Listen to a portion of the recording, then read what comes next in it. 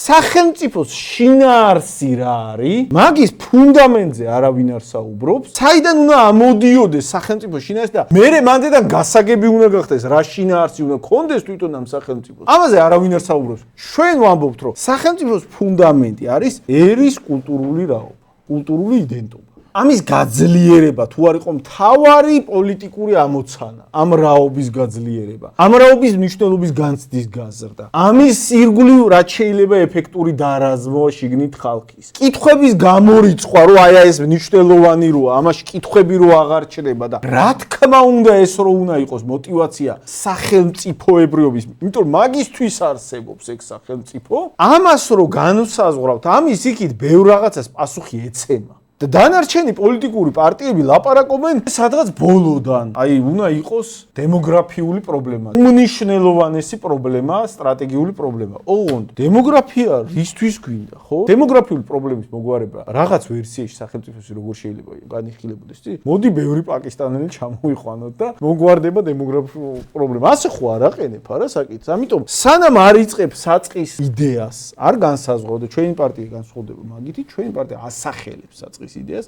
ეს არის კულტურული რაობა ერის. ამით იწყება სახელმწიფო.